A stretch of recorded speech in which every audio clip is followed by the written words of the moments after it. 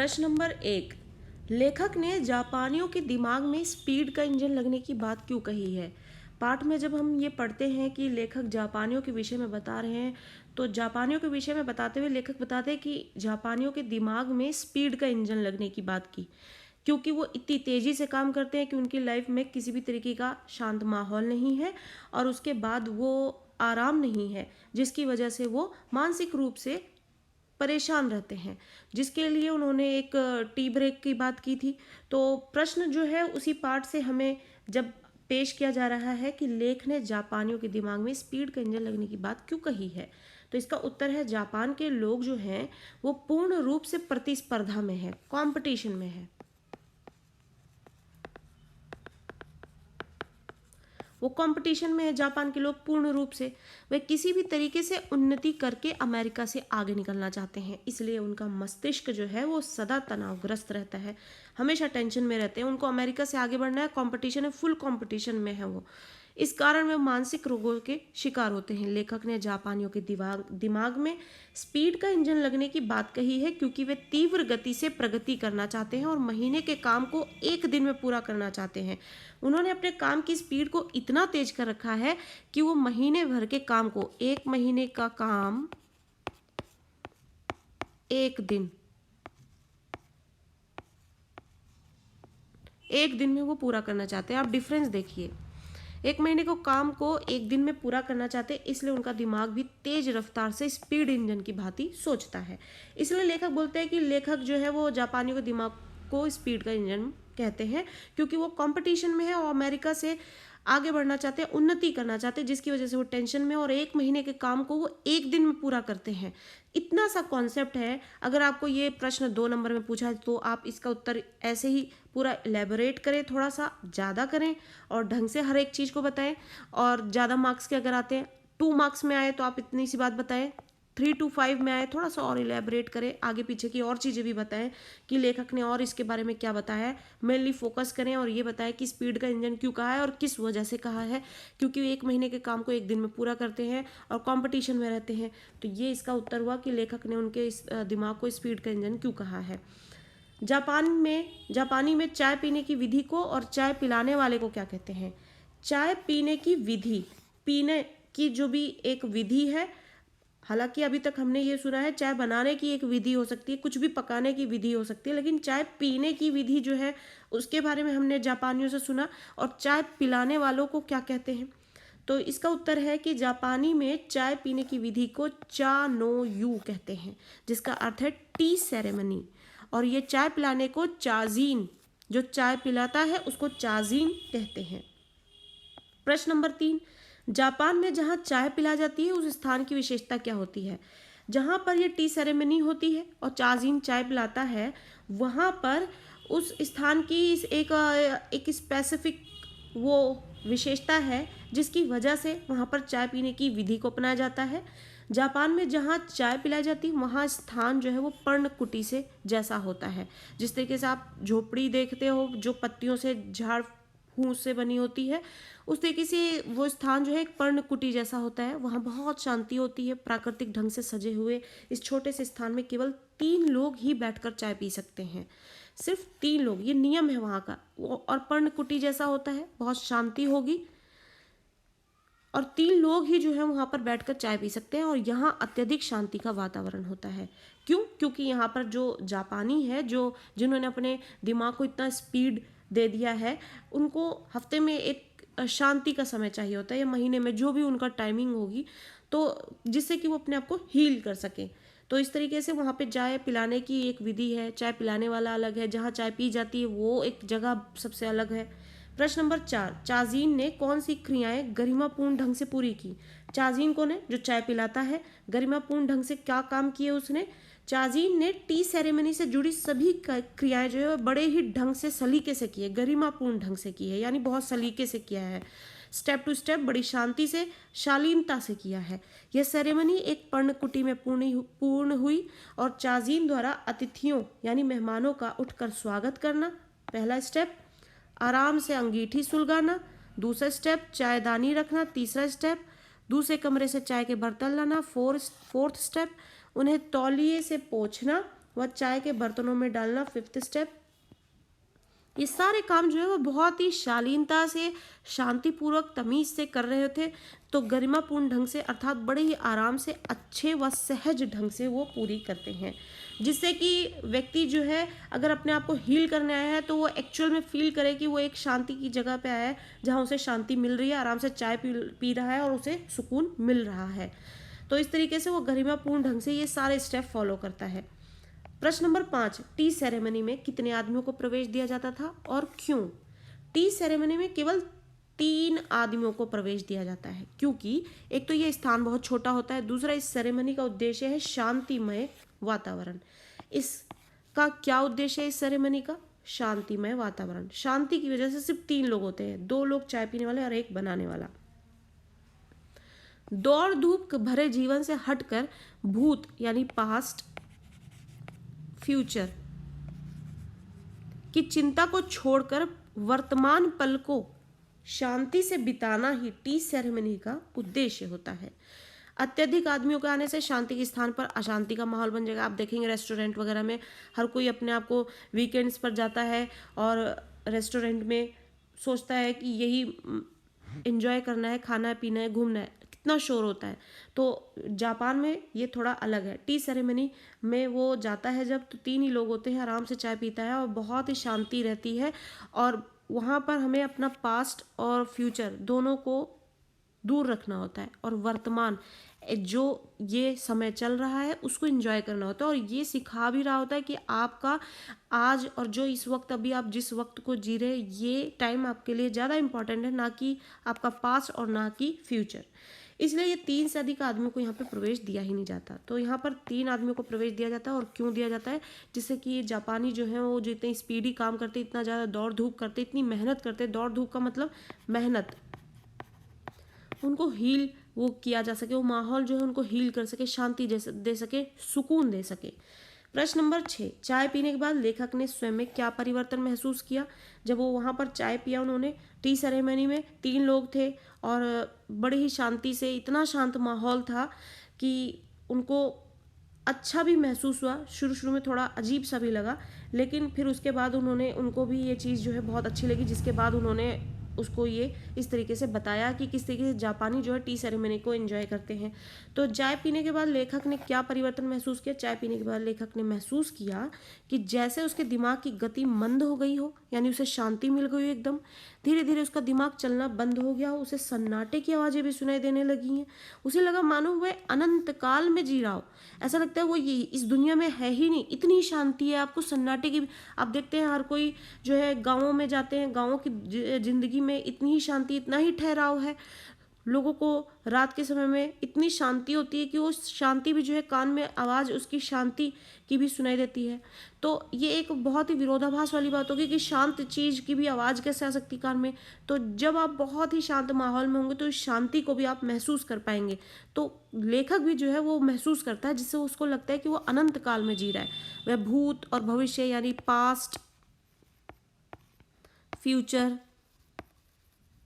सबको भूल गया है, दोनों के चिंतन से मुक्त हो चुका है, उसे वह पल सुखद लगने लगा है। आपने देखा है कितनी मोटिवेशनल हम थॉट्स देखते हैं, पढ़ते हैं, कितने ही बाबा लोग जो है समझाते हैं, तो सब लोग ये बोलते हैं वर्तमान इंपॉर्टेंट है, आप अपने प्रेजेंट को जिए, आपका फ्यूचर और पास्ट जो है डजेंट मैटर, वो कैसा है, कैसा होने वाला है, इसकी चिंता में मत रहिए, अपने जीवन को सुधारने के लिए आप अपने प्रेजेंट में जिए। तो लेखक जो है इसका एक आपको जो उसने जिया है, उसको लाइव मूवमेंट लिया है एक, तो उसको दिखा रहा है, बता रहा है अपने एक्सपीरियंस को, यहाँ पे उन्होंने शेयर किया है जैसे जापान में करते हैं। प्रश्न नंबर 7, वर्तमान काल में जीने का अनुभव कैसा था? वर्तमान काल में जब लेखक जीते हैं तो उन्हें कैसा महसूस हुआ? वर्तमान काल में जीने से लेखक को ऐसा लगा मानो वह अनंत काल में जी रहा हो, उसे परम शांति का अनुभव हुआ, उसका चित्त यानी उसका जो मन है अतीत यानी पास्ट में, भविष्य यानी फ्यूचर, दोनों से कट गया, बहुत शांत, सुकून एकदम मिल गया उसे। तो वर्तमान काल में जीने का अनुभव कैसा रहा? उसे बहुत सुकून मिला और वो हील हुआ, शांति मिली, उसे सुकून मिला। प्रश्न नंबर 8, जापानी लोग किस कारण तनाव में हैं? जापानी लोग अमेरिका से आगे निकलने की होड़ में लगे, कंपटीशन में है। इस कारण वे शक्ति से अधिक, जितना आपके कैपेबिलिटी है आपकी, उससे ज़्यादा काम करते हैं, उससे ज़्यादा गति से काम करते हैं। उनके पास इतना समय नहीं कि वे अपनी इच्छाओं को पूरा कर सकें। इस कारण वे तेज गति से दिमाग चलाते हैं, जिसके कारण तनाव बढ़ता चला जाता है। प्रश्न नंबर 9, जापानी लोग अकेले होने पर क्या करते हैं और क्यों? जापानी लोग जब अकेले होते हैं तो वो क्या करते हैं और क्यों? जापानी लोग जब अकेले होते हैं तो वो अकेले होने पर बड़बड़ाते रहते हैं, यानी अपने आप से बातें करते हैं। वे काफ़ी अधिक उत्तेजित होते हैं और उनके मन में लोगों के प्रति इतना घमासान द्वंद्व होता है, यानी दिमाग में फुल टाइम कंपटीशन चलता रहता है। वो एकदम जैसे पागल पागल से हुए फिरते रहते हैं, बड़बड़ाते हैं आप अपने से ही, और दिमाग में कुछ ना कुछ चीज़ें चलती रहती हैं कि वे अकेले में भी अशांत ही रहते हैं। अकेले होते हैं तो भी अशांत रहते हैं, सुकून नहीं है उनके जीवन में। ये जो व्यवहार है उनका, उनकी अशांति उनके अतिक्रम और अत्यधिक तनाव को व्यक्त करता है। यानी वो उन्होंने अपने आप को इतना बिजी कर लिया, अपने दिमाग को इतना बिजी कर दिया है कि अपने आप से बड़बड़ाते हैं, अशांत होते हैं जब भी वो अकेले होते हैं। तो इस तरीके से जब व्यक्ति काम से थक जाता है, उसके बाद बहुत हद तक चीज़ें जो है दिमाग में चलती रहती है, टेंशन होती है, लेकिन फिर भी व्यक्ति जो है अपने आप को एंजॉय कर लेता है, अच्छा खाता है, घर वालों से बातें करता है, एंजॉय करता है। आप अपने मनपसंद सीरियल देखते हैं, मतलब आप अपने एक तरीके से, किसी भी तरीके से आप अपने आप को एंजॉय कर लेते हैं। लेकिन जापानियों के साथ ऐसा नहीं है। वो अकेले होते हैं तो बड़बड़ाते हैं, अशांत होते हैं, उनका व्यवहार जो है अशांत हो जाता है, अतिक्रम, अधिक तनाव दिखता है उनके इसीलिए वो टी सेरेमनी का ये जो है इस तरीके से अपने आप को हील करने के लिए टी सेरेमनी एंजॉय करते हैं। प्रश्न नंबर 10, लेखक ने टी सेरेमनी में चाय पीते समय क्या निर्णय लिया? उन्होंने क्या डिसीजन लिया जब उन्होंने टी सेरेमनी को एंजॉय किया? लेखक ने टी सेरेमनी में चाय पीते समय ये निर्णय लिया कि अब वो कभी भी अतीत में और भविष्य में, पास्ट में और फ्यूचर में के बारे में नहीं सोचेंगे। यानी पास्ट में अधिकतर लोग क्या होता है कि पास्ट में कुछ गलत हो गया तो उसका उनको वो टेंशन होती है, उसको दुख होता है। कुछ अच्छा होता है तो पास्ट में कितना अच्छा था, अब देखो कितना बेकार है। भविष्य में ये हमें प्लान करके चलना है ताकि हमारा फ्यूचर में हम इसमें ये कर सके। यही सारी टेंशन व्यक्ति को अशांत बनाता है, उसे मेंटली जो है वो परेशान करता है, उसको बीमार करता है।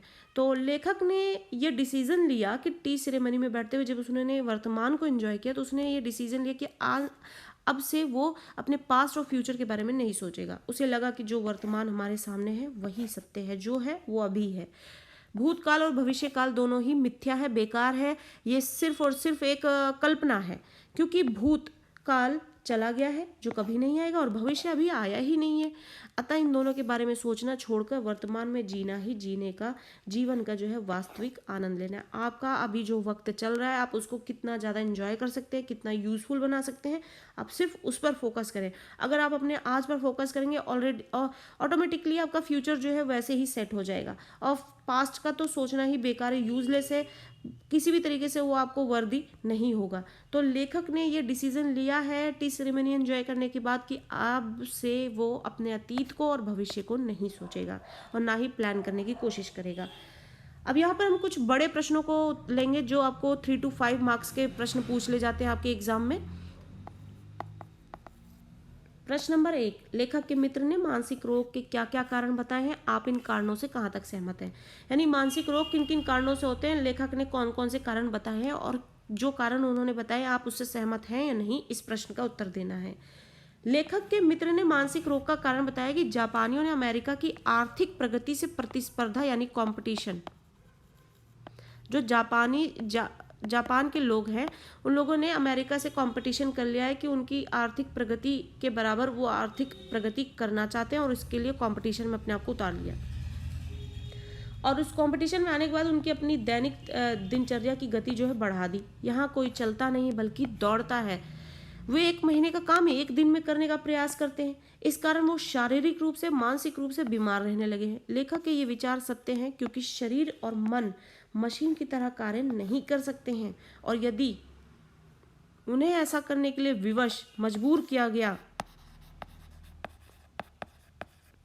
तो उनका मानसिक संतुलन जो है वो बिगड़ जाना अवश्यंभावी है।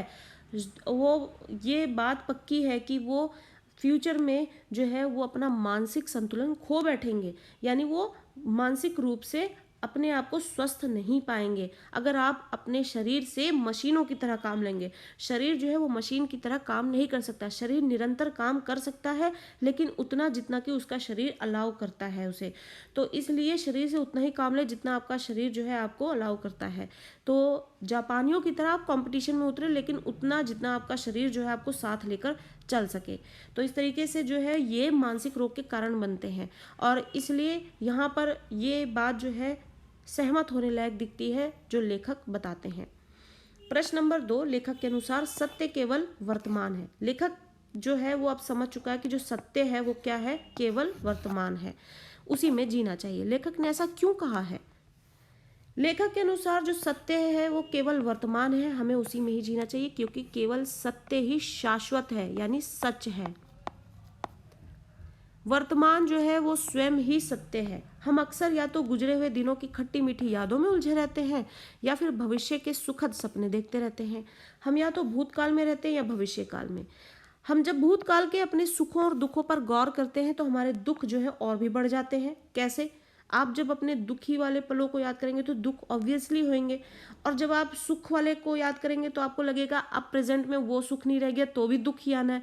तो भूतकाल जो है हर मैटर में आपको सिर्फ और सिर्फ गलत राह दिखाएगा, आपको दुखी करेगा, परेशान करेगा सिर्फ।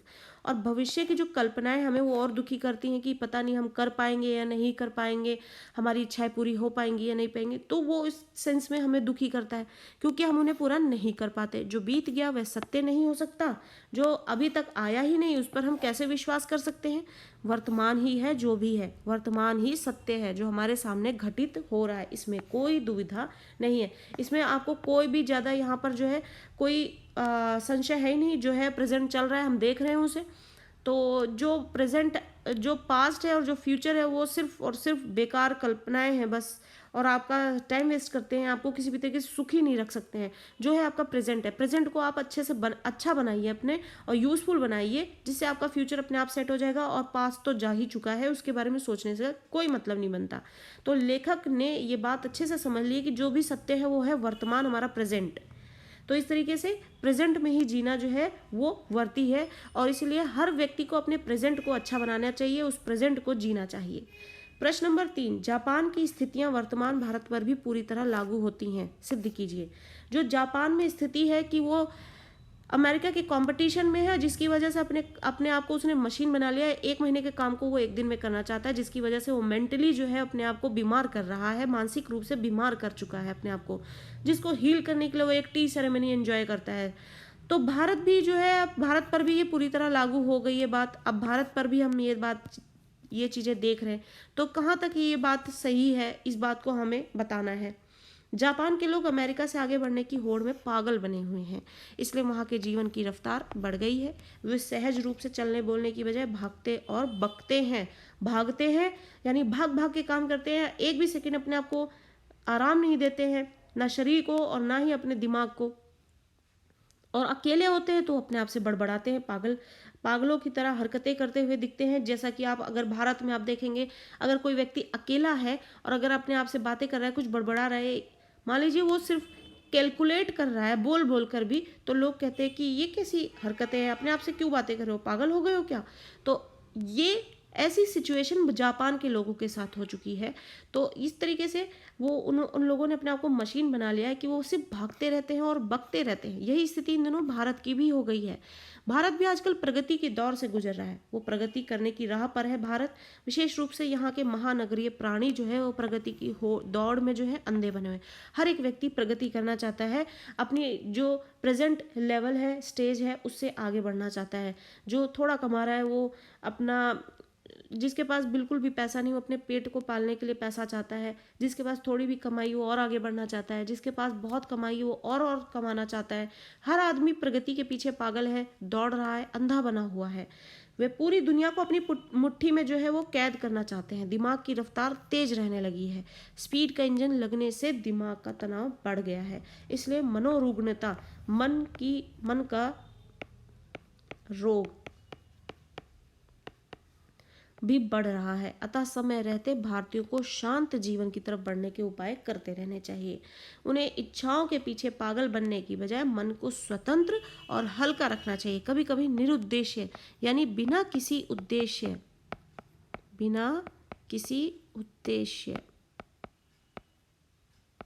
के भी उन्हें रहना चाहिए।